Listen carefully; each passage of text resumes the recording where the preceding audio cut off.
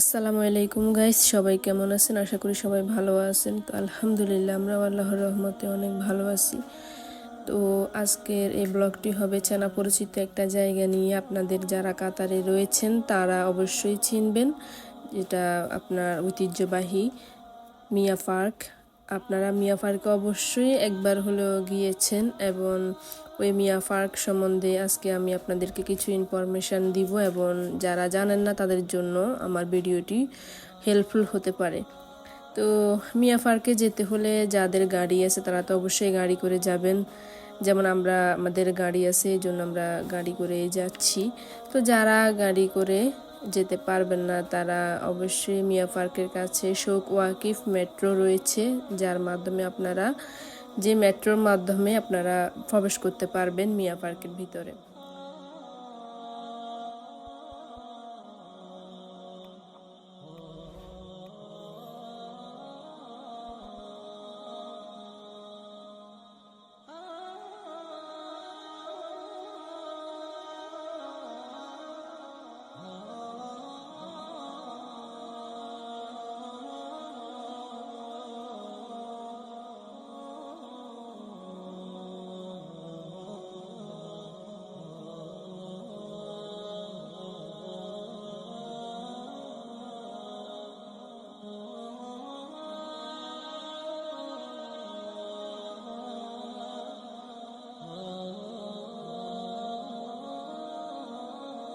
So আপুরা and ভাইয়ারা, যদি কাতারের একজন বাসিন্দা হন, আপনি বিনামূল্যে যে মিউজিয়ামটা রয়েছে ওই মিউজিয়ামে আপনারা প্রবেশ করতে পারবেন।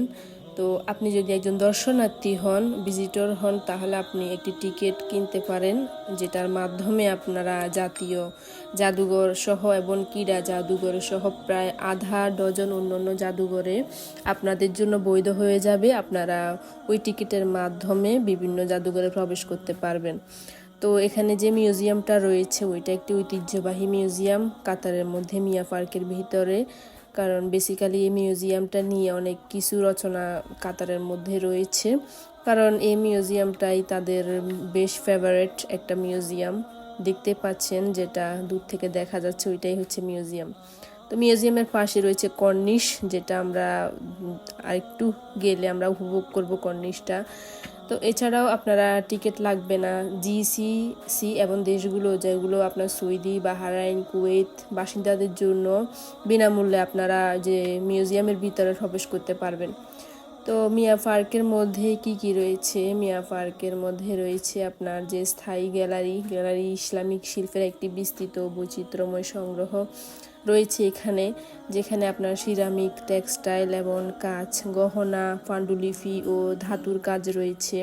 এবং জাদুঘরের প্রায় আপনার স্থায়ী অস্থায়ী এই আপনার প্রদর্শনী, উপহারের দোকান এবং চারতলায় রয়েছে জাদুঘরের। তো একটি ক্যাফেও পাবেন আপনারা এখানে আসলে, এবং বিখ্যাত আপনার যে শপ অ্যালাইন ডুকাসের আইডিএম একটি হাই কুইজিন রেস্তোরাঁও এখানে রয়েছে। তো মিয়া পার্ক আপনার ফিল্ম স্ক্রিনিং এবং এছাড়াও খেলাধুলার ইভেন্ট, আউটডোর ক্যাফে বা art workshop, pop up market, যা আপনার সারা বছর আকর্ষণীয় অফার দেয়।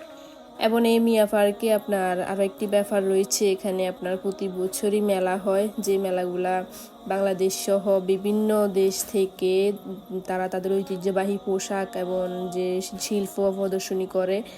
এবং যে পোশাকের ক্ষেত্রে আপনারা এখানে আসতে পারবেন, সেই পোশাকটা হলো আপনারা বিনয়ী পোশাক পরবেন। বিনয়ী পোশাক পরতে বলতে এখানে হাঁটু বা মাঝখানে কাঁধ রেখে রাখা, এগুলো হচ্ছে তাদের যে ইসলামিক দেশ এবং ইসলামিক দেশ অনুসারে চলাফেরা করার চেষ্টা করবেন আপনারা। কারণ বিভিন্ন দেশ থেকে যেসব মেয়েরা আসে অবশ্যই একদম আপনার চলাফেরা এতটা ভালো হয় না, সেক্ষেত্রে জাদুঘরের ভিতরে প্রবেশ করতেও দেয় না। তো সেই জন্য আপনারা মানসম্মত ড্রেস আপ পরে আসবেন, এটাই আমার চাওয়া। তো এখানে আসলে অবশ্যই আপনারা অনেক কিছু উপভোগ করতে পারবেন। ওই যেটা দেখতে পাচ্ছেন এটা হচ্ছে স্মৃতিসৌধ না, আমাদের বাংলাদেশে এরকম স্মৃতিসৌধ রয়েছে, বাট এটা তারা পিরামিডের মতো এই আর্টিস্ট করছে, কারণ এটা দেখতে সুন্দর লাগে, একটা পার্কের ঐতিহ্য। এগুলো আপনার অনেক কোটি বিলিয়ন টাকা খরচ করছে এইসব আপনার কারুকার্যের পেছনে। তো মিয়া পার্ক এমন একটা জায়গা যেখানে গেলে আপনারা আপনাদের চাহিদার এবং দেখার কোনো শেষ নেই, এরকম একটা জায়গা। তো বাচ্চাদের জন্য এখানে অনেকে যে আপনার পার্কে মধ্যে অনেক খেলার বস্তু রয়েছে, এবং যে পার্ক মিয়া পার্কে খেলার ইভেন্ট যেগুলো কিন্তু অনেক অসাধারণ হয় পার্কের ভিতরে। তো ফাঁসি দিয়ে সমুদ্র দেখা যাচ্ছে, নদী, যা আপনার দেখতে অনেক ভাল লাগে, এবং খেজুর গাছ যেগুলো আমরা বলি, এগুলো হচ্ছে কাতারের একটা ঐতিহ্য।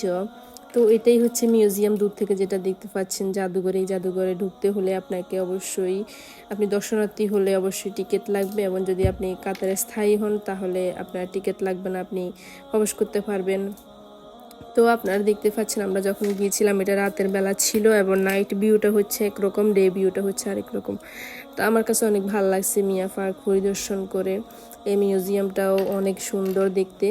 তো এদের একটা ঐতিহ্য হচ্ছে যে যারা দর্শনার্থীরা আসবে তারা অবশ্যই তাদেরকে অনেক সমন্য সুরে ওরা আপনার যে উদ্বোধন করবে, এবং আপনার ভিজিটরদের জন্য ওদের অনেক সম্মান রয়েছে।